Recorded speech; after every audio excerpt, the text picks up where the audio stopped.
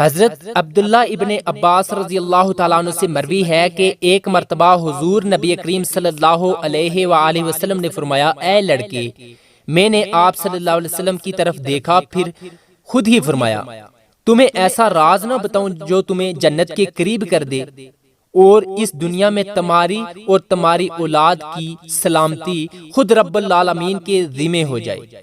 میں نے کہا، جی یا رسول اللہ صلی اللہ علیہ وآلہ وسلم، بتا دیجئے۔ آپ صلی اللہ علیہ وآلہ وسلم نے فرمایا، وہ عمل یہ ہے، بسم اللہ الرحمن الرحیم، السلام علیکم ورحمۃ اللہ۔ مسند احمد میں ہے کہ آپ صلی اللہ علیہ وآلہ وسلم نے ایک عرابی سے ایک گھوڑا خریدا اور عرابی آپ کے پیچھے پیچھے آپ صلی اللہ علیہ وسلم کے دولت خانہ کی طرف رقم لینے کے لیے چلا۔ حضور نبی کریم صلی اللہ علیہ وسلم تو ذرا جلد نکل آئے اور وہ آہستہ آہستہ آ رہا تھا۔ لوگوں کو یہ معلوم نہ تھا کہ یہ گھوڑا بک گیا ہے۔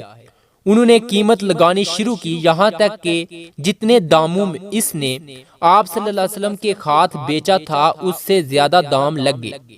عرابی کی نیت پیٹھی اور اس نے آپ صلی اللہ علیہ وسلم کو آواز دے کر کہا، حضرت، یا تو گھوڑا اسی وقت نقد دے کر لے لو اور یا میں اور کے ہاتھ بیچ دیتا ہوں۔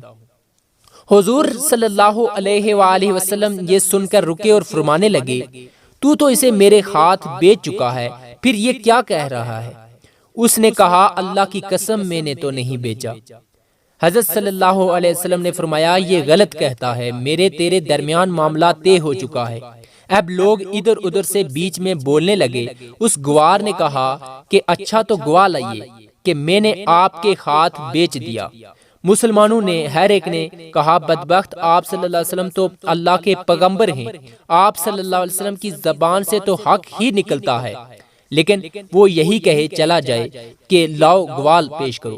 اتنے میں حضرت خزیمہ آ گئے اور عرابی کے اس قول کو سن کر فرمانے لگے کہ میں گواہی دیتا ہوں کہ تو نے بیچ دیا ہے۔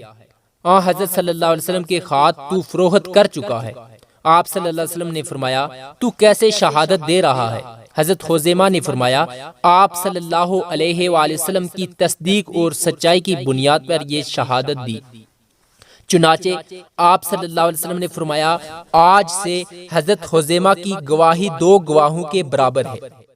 پس اس حدیث سے خرید و فروخت پر گواہی 2 گواہوں کی ضروری نہ رہی، لیکن احتیاط اسی میں ہے کہ تجارت پر بھی 2 گواہ ہوں، کیونکہ ابن مردویہ اور یہ حاکم میں ہے کہ 3 شخص ایسے ہیں جو اللہ تعالیٰ سے دعا کرتے ہیں لیکن دعا قبول نہیں کی جاتی۔ ایک تو وہ شخص جس کے غیر بد اخلاق عورت ہو اور وہ اسے طلاق نہ دے، دوسرا وہ شخص جو کسی یتیم کا مال اس کی بلوغت سے پہلے اسے سونپ دے، تیسرا وہ شخص جو کسی کو مال قرض دے اور گواہ نہ رکھے۔ حضرت عبد الرحمن بن ابو بکر رضی اللہ تعالیٰ عنہ کو بیان ہے کہ ایک مرتبہ حضرت ابو بکر صدیق رضی اللہ تعالیٰ عنہ بارگاہ رسالت میں کے 3 مہمانوں کو اپنے گھر لائے اور خود حضور صلی اللہ علیہ وآلہ وسلم کی خدمت اقدس میں حاضر ہوئے اور گفتگو میں مصروف رہے، یہاں تک کہ رات کا کھانا آپ نے دسترخوان نبوت پر کھا لیا اور بہت زیادہ رات گزر جانے کے بعد مکان پر واپسی تشریف لائے۔ ان کی بیوی نے عرض کیا کہ آپ اپنے گھر پر مہمانوں کو بلا کر کہاں غائب رہے؟ حضرت سیدنا ابو بکر صدیق رضی اللہ تعالیٰ عنہ نے فرمایا، کیا اب تک تم نے مہمانوں کو کھانا نہیں کھلایا؟ بیوی صاحبہ نے کہا کہ میں نے کھانا پیش کیا مگر ان لوگوں نے صاحب خانہ کی غیر موجودگی میں کھانا کھانے سے انکار کر دیا۔ یہ سن کر آپ رضی اللہ تعالیٰ عنہ اپنے صاحبزادے حضرت عبد الرحمن رضی اللہ تعالیٰ عنہ پر بہت زیادہ خفا ہوئے اور وہ خوف و دہشت کی وجہ سے چھپ گئے اور آپ کے سامنے نہیں آئے۔ پھر آپ کا غصہ جب کم ہو گیا، آپ مہمانوں کے ساتھ کھانے کے لیے بیٹھ گئے اور سب مہمانوں نے خوب شکم سیر ہو کر کھانا کھا لیا۔ ان مہمانوں کا بیان ہے کہ جب ہم کھانے کے برتن میں سے لقمہ اٹھاتے تھے تو جتنا کھانا ہاتھ میں آتا تھا اس سے کہیں زیادہ کھانا برتن میں نیچے سے ابھر کر بڑھ جاتا تھا اور جب ہم کھانے سے فارغ ہوئے تو کھانا بجائے کم ہونے کے برتن میں پہلے سے زیادہ ہو گیا۔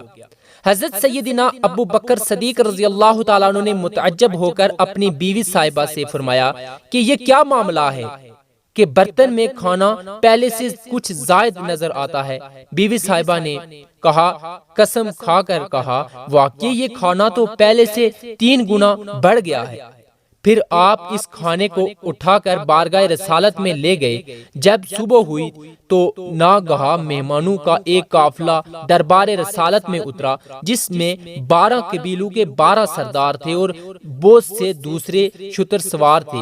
وہ سب لوگوں نے بھی یہی کھانا کھایا اور قافلے کے تمام سردار اور تمام مہمانوں کا گروہ اس کھانے کو شکم سیر کھا کر آسودہ ہو گیا، لیکن پھر بھی اس برتن میں کھانا ختم نہیں ہوا۔ حضرت سیدہ عائشہ صدیقہ رضی اللہ تعالی عنہا فرماتی ہیں کہ امیر المؤمنین حضرت سیدنا ابو بکر صدیق رضی اللہ تعالیٰ عنہ کے وصال کے بعد صحابہ کرام رضوان اللہ علیہم اجمعین میں اختلاف پیدا ہو گیا کہ آپ کو کہاں دفن کیا جائے۔ بعض لوگوں نے کہا کہ ان کو شہدائے کرام کے قبرستان میں دفن کرنا چاہیے، اور بعض حضرات چاہتے تھے کہ آپ کی قبر شریف جنت البقیع میں بنائی جائے، لیکن میری دلی خواہش یہی تھی کہ آپ میرے اسی حجرے میں سپرد خاک کیا جائے جس میں سید المبلغین رحمت للعالمین صلی اللہ علیہ وآلہ وسلم کی قبر منور ہے۔ یہ گفتگو ہو رہی تھی کہ اچانک مجھ پر نیند کا غلبہ ہو گیا، اور خواب میں یہ آواز میں نے سنی کہ کوئی کہنے والا یہ کہہ رہا تھا کہ زموا الحبیب علی الحبیب، یعنی حبیب کو حبیب سے ملا دو۔ خواب سے بیدار ہو کر میں نے لوگوں سے اس آواز کا ذکر کیا تو بہت سے لوگوں نے کہا کہ یہ آواز ہم لوگوں نے بھی سنی ہے، اور مسجد نبوی صلی اللہ علیہ وآلہ وسلم کے اندر بہت سے لوگوں کے کانوں میں بھی یہ آواز آئی ہے۔ اس کے بعد تمام صحابہ کرام علیہ رضوان کا اس بات پر اتفاق ہو گیا کہ آپ کی قبر اطہر روضہ منور کے اندر بنائی جائے۔ اس طرح آپ حضور انور صلی اللہ علیہ وآلہ وسلم کے پہلو اقدس میں مدفون ہو کر اپنے حبیب صلی اللہ علیہ وآلہ وسلم کے قرب خاص سے سرفراز ہو گئے۔ حضرت سیدنا سلمان فارسی رضی اللہ تعالیٰ عنہ فرماتے ہیں، میں اصبہان کے ایک علاقے میں رہتا تھا۔ وہاں کے لوگ سنگ مرمر سے بنے ہوئے ایک گھوڑا نمائد بت کی پوجا کرتے تھے، اور میں ان کے اس عمل کو برا سمجھتا تھا۔ پھر کسی نے مجھے بتایا کہ تم جس دین کی تلاش میں ہو اس کے پیروکار مغرب میں پائے جاتے ہیں۔ چنانچہ میں وہاں سے چل دیا اور موصول کی سرزمین پر جا پہنچا۔ وہاں کے لوگوں سے پوچھا کہ یہاں سب سے بڑا عالم کون ہے؟ انہوں نے مجھے ایک ایسے آدمی کا پتہ بتایا جو گرجا میں بیٹھا تھا۔ میں اس کے پاس گیا اور اس سے کہا کہ میں مشرق سے میں رہتا ہوں، نیکی و بلائی کی تلاش میں یہاں آیا ہوں۔ اگر آپ مناسب سمجھیں تو میں آپ کے پاس رہ کر آپ کی خدمت کروں، اور اللہ عز و جل نے آپ کو جو علم عطا فرمایا اس میں سے کچھ مجھے بھی سکھا دیں۔ فرماتے ہیں کہ اس نے اجازت دیتے ہوئے کہا، ٹھیک ہے۔ یوں میں اس کے پاس اس شخص کی طرح رہنے لگا جس کے ذمہ گندم، سرکہ اور زیتون کا حساب ہوتا ہے، اور جب تک اللہ عز و جل نے چاہا میں اس کی صحبت میں رہا۔ بالآخر اس کی موت کا وقت آ پہنچا۔ میں اس کے سرانے بیٹھ کر رونے لگا۔ اس نے رونے کا سبب دریافت کیا تو میں نے کہا کہ میں نے بلائی کی جستجو میں اپنا وطن چھوڑا۔ اللہ عز و جل نے مجھے آپ کی اچھی صحبت سے نوازا، اور آپ نے مجھے اللہ عز و جل کے عطا کردہ علوم سکھائے۔ اب آپ وفات پا رہے ہیں، میں آپ کے بعد کہاں جاؤں گا؟ اس نے کہا، فلاں جگہ میرا ایک بھائی رہتا ہے، وہ حق پر ہے۔ جب میں مر جاؤں تو تم اس کے پاس جانا، اسے میرا سلام کہنا اور بتانا کہ میں نے تمہیں اس کی صحبت اختیار کرنے کی اجازت دی ہے۔ آپ رضی اللہ تعالیٰ عنہ فرماتے ہیں کہ جب اس کا انتقال ہو گیا تو میں وہاں سے اٹھا اور اس کے بتائے ہوئے آدمی کے پاس اس پہنچ کر اسے بتایا کہ فلاں نے بھائی نے آپ کو سلام کہا ہے۔ اس نے سلام کا جواب دیا، پھر اس نے کہا کیا ہوا؟ میں نے کہا کہ اس کا انتقال ہو چکا ہے۔ پھر اس نے اپنا سارا قصہ سنایا اور کہا کہ انہوں نے مجھے آپ کی صحبت میں رہنے کی وصیت کی ہے، اس نے مجھے ساتھ رہنے کی اجازت دے دی اور میرے ساتھ اچھا برتاؤ کیا، اور اب میں پہلے ہی کی طرح یہاں رہنے لگا۔ جب اس کی موت کا وقت قریب آیا تو میں اس کے سرانے بیٹھ کر رونے لگا۔ اس نے رونے کی وجہ پوچھی۔ میں نے کہا کہ میں نے اپنا وطن چھوڑا، پس اللہ عز و جل نے مجھے فلاں کی صحبت عطا فرمائی، انہوں نے اچھا ساتھ نبھایا اور اللہ عز و جل کے عطا کردہ علوم سے فیضیاب کیا، اور جب ان کی وفات کا وقت قریب آیا تو انہوں نے مجھے آپ کا پتہ بتایا۔ آپ نے بھی میرے ساتھ اچھا سلوک کیا اور اللہ عز و جل کے عطا کردہ علوم میں سے مجھے سکھایا، اور اب آپ بھی اس دنیا سے جا رہے ہیں تو میں کہاں جاؤں گا؟ اس نے کہا کہ ملک روم میں میرا ایک بھائی رہتا ہے، وہ حق پر ہے، اس کے پاس جا کر میرا سلام کہنا اور بتانا کہ میں نے تمہیں اس کے پاس رہنے کا حکم دیا ہے۔ حضرت سیدنا ابن عباس رضی اللہ تعالی عنہما فرماتے ہیں کہ میں رسول اکرم صلی اللہ علیہ وآلہ وسلم نے مجھ سے ارشاد فرمایا کہ اے لڑکے، میں تمہیں ایسی بات نہ بتاؤں جن سے اللہ تعالیٰ تمہیں نفع بخشے گا؟ پھر خود ہی ارشاد فرمایا کہ حقوق اللہ کی حفاظت کرو، اللہ تمہاری اور تمہاری اولادوں کی حفاظت فرمائے گا۔ حقوق اللہ کی حفاظت کروانا حق تعالیٰ کو اپنے سامنے پاؤ گے۔ فراخی و خوشحالی میں اللہ تعالیٰ کو یاد کرو، وہ سختی و شدت میں تمہیں یاد رکھے گا۔ جب سوال کرو تو حق تعالیٰ سے کرو، اور جب مدد مانگو تو رب العالمین سے مانگو۔ قیامت تک جو کچھ ہونے والا ہے قلم اسے لکھ کر خشک ہو چکا ہے، اور جو چیز اللہ تعالیٰ نے تیرا مقدر نہیں فرمائی وہ سب لوگ مل کر تجھے نہیں دے سکتے، اور جو شے اللہ تعالیٰ نے تیرے مقدر میں لکھ دی ہے اسے سب لوگ مل کر بھی تجھ سے نہیں روک سکتے۔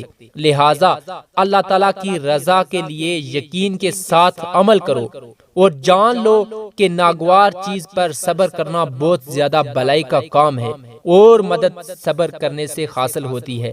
وسعت و کشادگی تنگی کے حضرت سیدنا عبداللہ ابن عباس رضی اللہ تعالی عنہما سے مروی ہے کہ امیر المؤمنین حضرت سیدنا عمر فاروق رضی اللہ تعالیٰ عنہ مہاجرین صحابہ کرام رضوان اللہ علیہم اجمعین کے ایک گروہ میں تشریف فرما تھے۔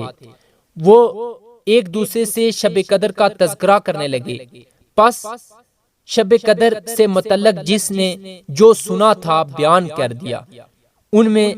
ان سب نے اس رات کے بارے میں مختلف اقوال بیان کیے۔ امیر المؤمنین رضی اللہ تعالیٰ عنہ نے فرمایا کہ اے ابن عباس، آپ کیوں خاموش ہیں؟ بیان کریں اور کم عمری کی وجہ سے خاموش مت رہیں۔ میں نے عرض کی اے امیر المؤمنین رضی اللہ تعالیٰ عنہ، بے شک اللہ تعالیٰ طاق ہے اور طاق کو پسند فرماتا ہے۔ چنانچہ اللہ تبارک و تعالی نے دنیا کی زندگی کو اس طرح بنایا ہے کہ وہ 7 کے عدد کے گرد گھومتی ہے۔ انسان کی تخلیق 7 چیزوں سے فرمائی، ہمارا رزق 7 چیزوں میں رکھا، ہمارے اوپر 7 آسمان بنائے اور نیچے 7 زمینیں بنائی۔ سورہ فاتحہ کی بار بار تلاوت کی جانے والی 7 آیات نازل فرمائی۔ قرآن حکیم میں 7 قسم کی نسبی رشتوں سے نکاح ممنوع و حرام ٹھہرایا۔ قرآن کریم میں وراثت کو 7 قسم کے ورثہ کے لیے بیان فرمایا۔ ہم سجدہ بھی 7 اعضاء پر کرتے ہیں۔ حضور نبی کریم صلی اللہ علیہ وآلہ وسلم نے طواف کعبہ کے 7 پھیرے لگائے، صفا و مروہ کے درمیان سعی کے 7 چکر لگائے، اور جمرات کی رمی بھی 7 کنکریوں سے فرمائی۔ ان اللہ تعالیٰ کے حکم کو بجا لانے کے لیے جو اس نے اپنی کتاب میں فرمایا، لہٰذا میرا خیال ہے کہ لیلۃ القدر بھی رمضان المبارک کی آخری 7 راتوں میں ہوتی ہے۔ واللہ عالم۔ یعنی حضرت سیدنا عبداللہ بن عباس رضی اللہ تعالیٰ عنہما سے مروی ہے کہ امیر المؤمنین حضرت سیدنا عمر فاروق رضی اللہ تعالیٰ عنہ مہاجرین صحابہ کرام رضوان اللہ علیہم اجمعین کے ایک گروہ میں تشریف فرما تھے۔ وہ ایک دوسرے سے شب قدر کا تذکرہ کرنے لگے، پس شب قدر سے متعلق جس نے سنا تھا بیان کر دیا۔ ان سب اور اللہ عز و جل بہتر جانتا ہے، یہ سن کر امیر المؤمنین حضرت سیدنا عمر فاروق رضی اللہ تعالیٰ عنہ بڑے حیران ہوئے اور فرمایا، اس لڑکے کی اعلیٰ صلاحیتوں کی کوئی مثال نہیں، اس کے سوا کسی نے اس فرمان مصطفیٰ صلی اللہ علیہ وآلہ وسلم میں میری موافقت کسی نے نہیں کی۔ ہماری اللہ تعالیٰ سے دست ادب گریہ زاری انکساری عاجزی سے دعا کرتے ہیں کہ اللہ رب العالمین میرے تمام مسلمان بہن بھائیوں کے بچوں کو اپنے سائے میں رکھے اور ان کی حفاظت فرمائے، آمین یا رب العالمین۔